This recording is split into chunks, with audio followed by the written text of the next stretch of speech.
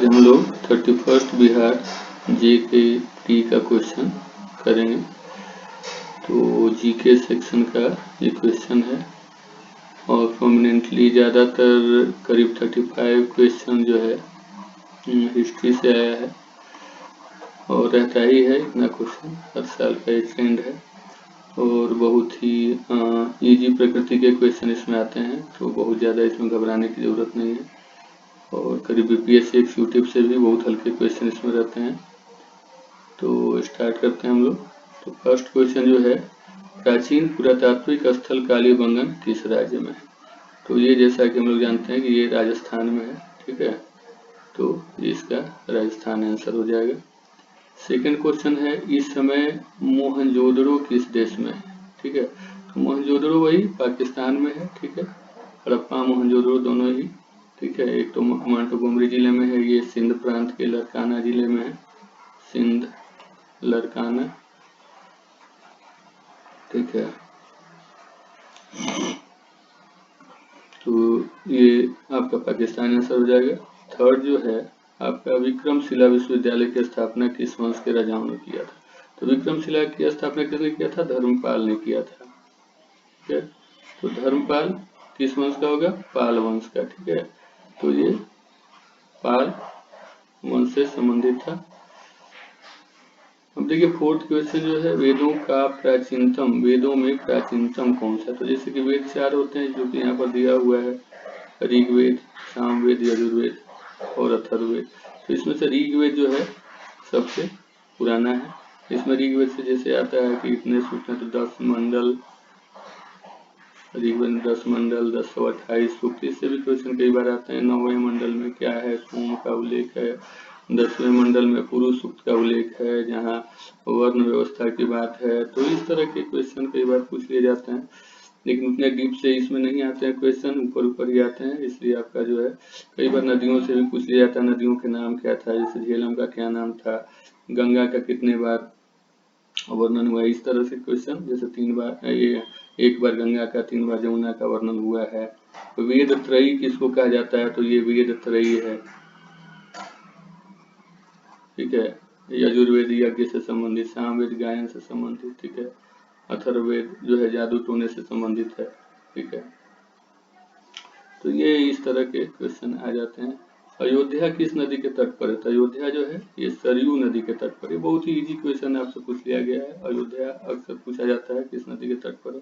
शक संवत, देखिए विक्रम संवत, शक संवत, ये पेटेंट क्वेश्चन रहता है। एक क्वेश्चन बिहार के क्वेश्चन में रहते हैं, बिहारी किसी भी एग्जाम, विक्रम संवत और शक संवत। एक है 58 ईसा पूर्व,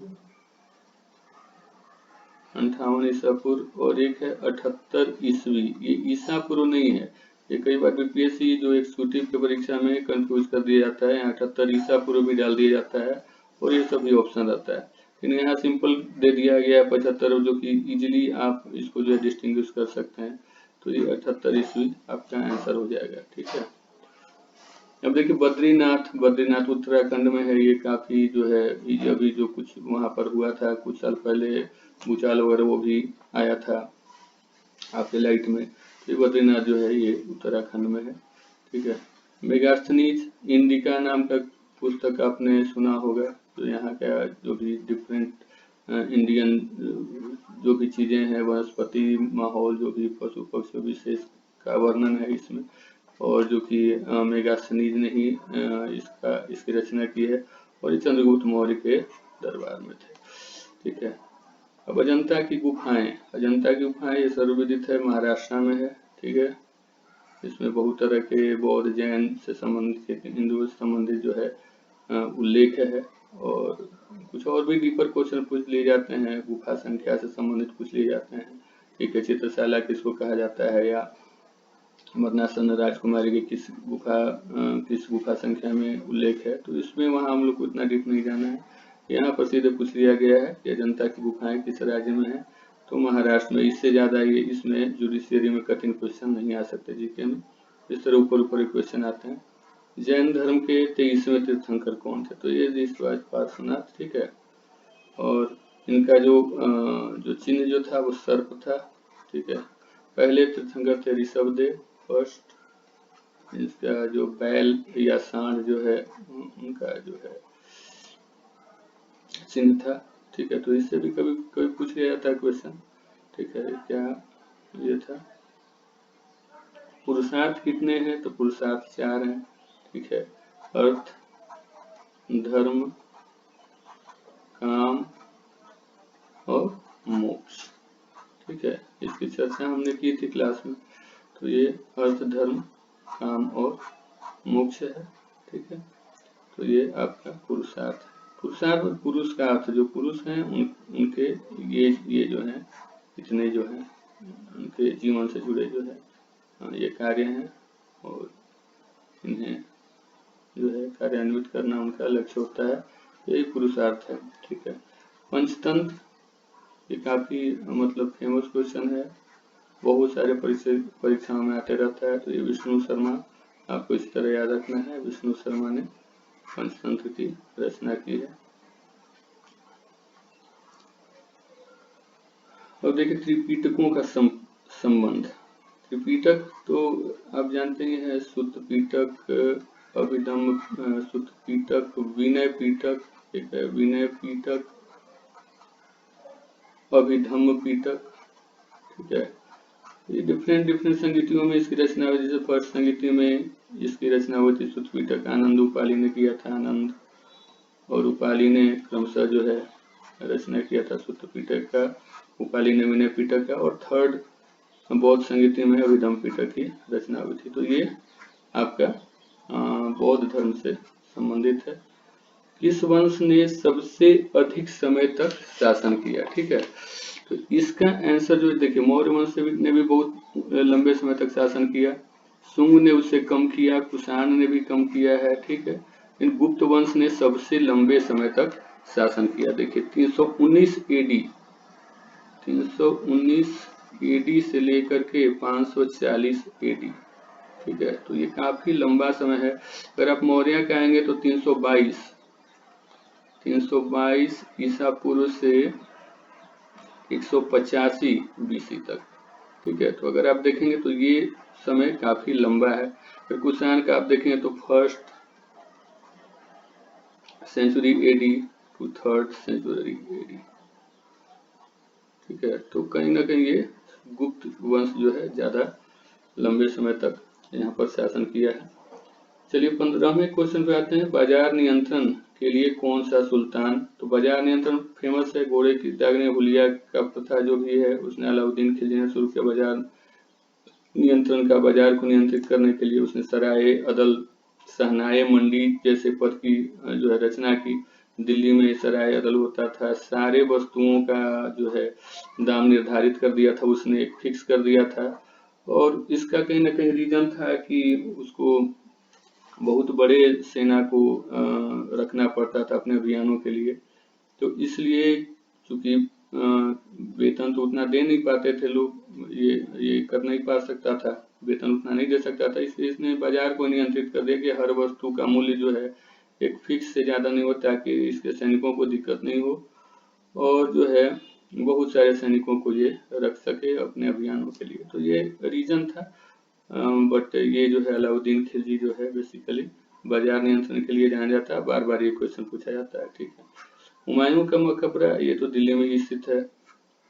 ठीक है, ये इधर उधर नहीं। जैसे अकबर का आप देखें तो सिकंदरा में है, आपका कौन है, बाबर का काबुल में है। ठीक है, तो इस तरह से मकबरा से भी कुछ क्वेश्चन पूछ लिए जाते हैं कई बार। ठीक है, तो ज्यादातर तो अकबर से पूछे जाते हैं, अकबर के ताजपोशी से। जैसे कालानौर में इनका ताजपोशी हुआ था अकबर का। ठीक है, इनका जो है कब्र जो है सिकंदरा में है। ठीक है, तो इस तरह के क्वेश्चन आ जाते हैं। तो हुमायूं का मकबरा जो है खास करके ये दिल्ली में ही स्थित है। ठीक है,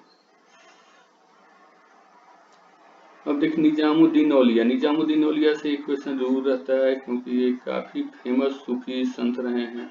और हुनूज दिल्ली दूरत जो गयासुद्दीन तुगलक को इन्होंने बोला था, या महबूब ए इलाही, महबूब ए इलाही भी इनको कहा जाता है, महबूब ए इलाही। ठीक है, तो इनको कहा जाता है महबूब। अच्छा, 7 सुल्तानों का शासन इन्होंने देखा था। सात सुल्तान का शासन।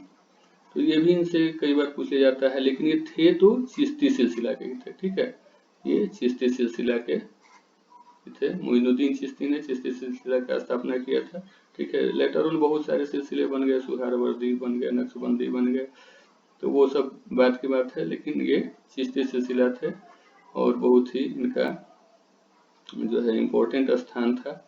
इनको महबूब इलाही बोला जाता है। 7 सुल्तानों का शासन इन्होंने देखा था और गयासुद्दीन तुगलक को इन्होंने बोला था, जब उन्होंने धमकी दिया, एक पत्र भेजा था इनको, तो हुनूज दिल्ली दूर अस्त, मतलब दिल्ली अभी दूर है, दिल्ली अभी दूर है का बात इन्होंने कहा था कि मैं अभी डरता नहीं आपसे, दिल्ली अभी दूर है, आप हमको कुछ बिगाड़ नहीं सकते। तो ये है निजामुद्दीन औलिया से संबंधित क्वेश्चन। तो देखिए 10वें सिख, ये बार बार पूछा जाता है, सिख गुरु से कोई ना कोई क्वेश्चन रहता ही है, ठीक है। तो इसमें 10वें जो सिख के जो गुरु थे वो गुरु गोविंद सिंह थे, ठीक है, काफी फेमस है ये, इसमें से क्वेश्चन पूछा जाता है। दिल्ली में पहला मदरसा, अब देखिए यहाँ दो कंफ्यूजन, इधर तो कोई कंफ्यूजन नहीं है, इधर आपका कंफ्यूजन इल्तुतमिश फिरोज शाह तुगलक। फिरोज शाह तुगलक ने भी बहुत सारे अच्छे कार्य किए थे और सामाजिक, जैसे दीवाने बंदगान की स्थापना किया था, इस्तेफाक की स्थापना किया था। लेकिन इल्तुतमिश, यहाँ मदरसा का जो बात है, मदरसा की स्थापना जो है वो इल्तुतमिश नहीं किया था, ठीक है। सबसे पहले जो है यहाँ जितने दिए हुए हैं वहाँ पर इल्तुतमिश ने शुरू किया था। पद्मावत किसने किया की रचना की, ये बार बार क्वेश्चन पूछा जाता है। बहुत ही फेमस ये बुक है पद्मावत, जिसकी रचना जो है मलिक मोहम्मद जायसी ने किया था। किसके शासनकाल में मुगल चित्रकला, ये तो ऑब्वियस क्वेश्चन है, ये जहांगीर ने ही जो है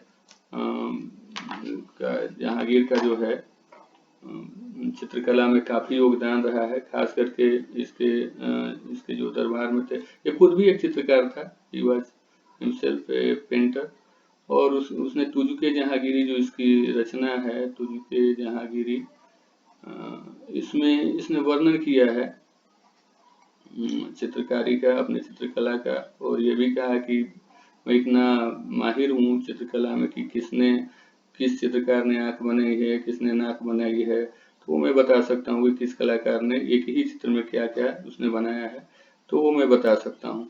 तो ये इतना इंटरेस्ट था इनको, जहांगीर को। और इसके दरबार में एक बहुत ही 2-3 काफी फेमस चित्रकार रहे हैं, जैसे अबुल हसन, जिसको नादिर उज्जम्मा, ये भी कई बार क्वेश्चन आया था, नादिर उज्जम्मा की उपाधि किसको जहांगीर ने दिया था। तो नादिर उज्जम्मा या नादिर उल अस्र, जैसे उस्ताद मंसूर को उसने नादिर उल अस्र, मंसूर भी इन्हीं के क्षेत्र, ये भी ऐसे पूछ ले जाते हैं मंसूर किसके दरबार में था, ठीक है। अब इससे भी गहराई जाएगा तो पूछेगा मंसूर को जहांगीर ने कौन सी उपाधि प्रदान की, तो नादिर उल अस्र, ठीक है, अस्र। तो ये एक बिशन दास चित्रकार थे। ऐसे भी पूछ लिया जाएगा कि ये तीनों का नाम दे दिया जाएगा, बोलेगा कौन कौन थे, कौन कौन नहीं थे, तो ये तीनों ही थे, और भी 2-3 थे, लेकिन ये महत्वपूर्ण फेमस थे, ठीक है। तो चलिए अब इसमें देखिए शिवाजी से एक क्वेश्चन जरूर रहता है, क्योंकि काफी फेमस मराठा और मराठों का जो है बहुत अच्छा इतिहास रहा है, बहुत ही रिच हिस्ट्री रहा है इनका, तो इसलिए शिवाजी से काफी, औरंगजेब को इन्होंने काफी परेशानी, ये भी पूछ लिया जाता कई बार, पहाड़ी चूहा औरंगजेब किसको कहा जाता था, कहता था, तो वो शिवाजी थे। और इनके जो पिता का नाम जो था वो शाहजी भोसले था, शाहजी भोसले, ठीक है। इनमें से किस शासक ने सबसे अधिक समय तक शासन किया, ठीक है। तो यहाँ बाबर है, हुमायूं है, जहांगीर, ये औरंगजेब था, ठीक है। लगभग 50 साल तक इसने शासन किया, 1658 से लेकर 1707 तक, ठीक है। तो बहुत लंबा, क्वाइट लॉन्ग टाइम इसने शासन किया। अब देखिए भक्ति कालीन संत चैतन्य का वास्तविक नाम क्या था, ठीक है। तो चैतन्य जो है वो एक बहुत फेमस धर्म सुधारक थे। इनका प्रारंभिक नाम जो था वो विश्वंभर था, ठीक है। ये चैतन्य से कई बार पूछ लिया जाता है क्वेश्चन। और इनके पिता का नाम जो था वो जगन्नाथ मिश्र था, कई बार ये भी क्वेश्चन पूछा जाता है, जगन्नाथ मिश्र। इनके चैतन्य महाप्रभु के, इनको चैतन्य महाप्रभु ऐसे कहा जाता है। और जन्म इनका हुआ था 1486 में नदिया बंगाल में। ठीक है, तो ये काफी इम्पोर्टेंट क्वेश्चन इनका चैतन्य से आता है, कई बार क्वेश्चन आ जाता है। ठीक है, तो चलिए अभी नेक्स्ट सेक्शन में हम लोग दूसरा करेंगे, टाइम इज गेटिंग ओवर।